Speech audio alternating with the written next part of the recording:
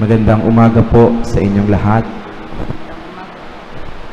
There was one experience when I was still a preschool that I couldn't really forget until now.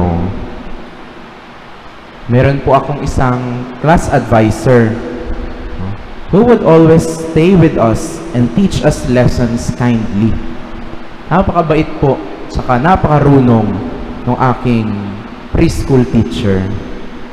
But one time, during our mini flag ceremony, by the way, I was only 5 years old that time. Siyempre, yung kaklase ko po, naglikot kami, makulit po akong bata lalo na nung elementary ako. So, naglikutan kami nung kaklase ko, paluan, no?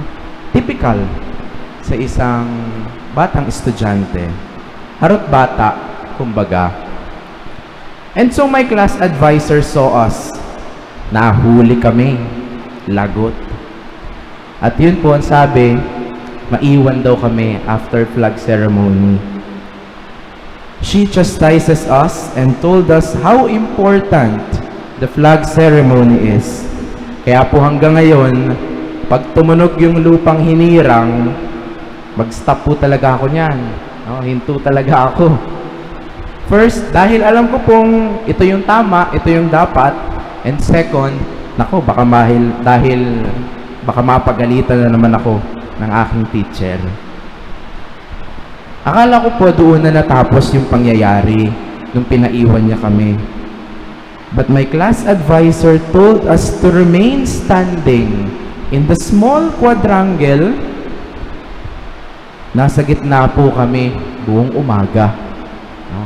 Hindi ako pinapasok sa classroom ng teacher ko. At naalala ko po na iyak ako ng iyak nung panahong iyon. Not really out of shame and embarrassment. After all, pag mga 5 years old, wala pa naman masyadong sense of shame and embarrassment yung mga bata, hindi po ba? Pero out of fear. Mag-isa lang po ako nun sa labas. Natakot akong hindi ako makasunod sa klase. At natakot akong mapagalitan uli ng aking nanay pag-uwi pag nalaman niya yung nangyari. No? Takot na takot ako nun. Kaya alalang-alala ko yung pangyayaring iyon.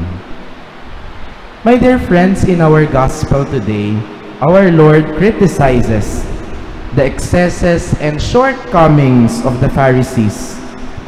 But surprisingly, tells us to practice what they preach. Ang sabi, do and observe all things whatsoever they tell you, but do not follow their example. Sundin nyo kung ano yung sinasabi nila, pero wag niyong gawin kung ano yung ginagawa nila. Nakakagulat po ito na sabihin ni Jesus. Kasi po, pagkatapos niyang tuligsain yung mga Pariseo, mga religious leaders, dahil sa mga ginagawa nila, sinabi naman niya, sundin nyo yung mga tinuturo nila. Ha? Ano daw? Bakit ganon?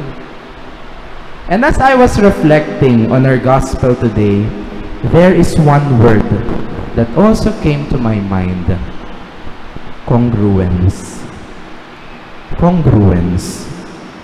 That there must be a congruence between our words and actions. Kumbaga, in simpler words, in simpler terms, practice what you preach. Gawin mo din sana kung ano yung sinasabi mo. Faithful ka din sana sa mga tinuturo mo. And my dear friends, it is surprising because this is usually our excuse for not following authority, hindi po ba? Especially those spiritual and moral leaders. Whenever what leaders say do not match what they do, we grab the opportunity to point this out and declare that they are not credible. Excuse natin yan eh. Bakit ko susundin yung sinasabi niya? Eh siya nga mismo, hindi niya ginagawa yung sinasabi niya. Di po ba? Madalas sinasabi natin yan. After all, How can these preachers be credible if they fail to practice what they preach? May iba po akong mga kakilala, sabi nila, kaya daw hindi na sila nagsisimba paglinggo kasi yung mga pari at leaders ng simbahan, mga makasalanan din naman. Yung sinasabi nila, hindi naman tugma daw sa ginagawa nila. Yung pinapangaral nila sa misa, hindi nakikita sa buhay nila. At yung mga aral na pinoproclaim nila, di naman nila sinasabuhay yan eh. Walang congruence sa buhay nila. Yes, madalas po, o minsan, may katotohanan naman yun. Kung hindi nga naman nakikita sa amin yung mga sinasabi namin, mawawalan kami ng kredibilidad. And therefore, we must always have congruence in our words and deeds. When there is a gap between someone's preaching and practice, we ought to call it out. Sinasabi natin yan eh. Si Father sabi magpatawad. Siya nga hindi mapatawad yung isang PPC leader na nagkamali o kung sino mang nagkamali. But the way the Lord does today in today's gospel is something different. Jesus reminds us, yes, congruence is important. Mahalaga yun. Dapat nagmamatch yung sinasabi natin sa ginagawa natin. But, just because the messenger is not credible doesn't necessarily mean that the message is false. Just because the messenger is not credible doesn't necessarily mean that the message is false. We cannot simply use the messenger's fault as an excuse to dismiss the message. Kaya naman po, pag dumating yung time na tempt tayo gamiting excuse ang mga ito, we remember our gospel today. We practice sincerity in our words and actions. We emphasize congruence in our entirety. We have this Latin phrase, ex opere operato. Ginamit po yun ni Saint Augustine, which literally means from the work worked.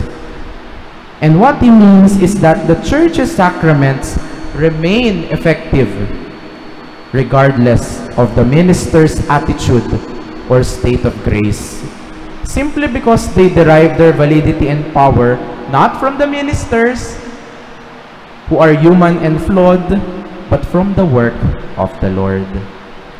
Yung mga sakramento pong tinatanggap natin, hindi po yan nakadepende sa amin. Hindi po yan nakadepende sa mga nagmimisa, sa mga pare, mga obispo. Nakadepende po yan sa gawain ng Diyos. And such is the power of God's grace.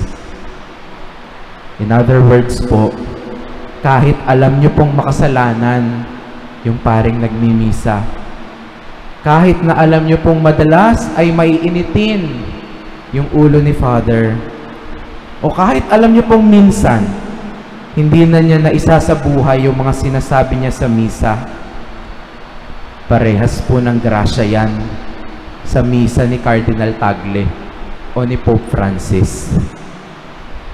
Parehas po ng grasya yan. Dahil ang grasya po, nagmumula sa Diyos. And by the way, mind you, yung preschool advisor ko po is a very good one. Naaalala ko po until now, yung mga basics na itinuro niya sa amin. But the way she treated me before, the way she made me feel scared, and the way she dealt with me as a 5-year-old student, I promised myself not to do that. Now that I am also a teacher myself. Because after all, Jesus said, do what they say, but do not do what they do. Amen.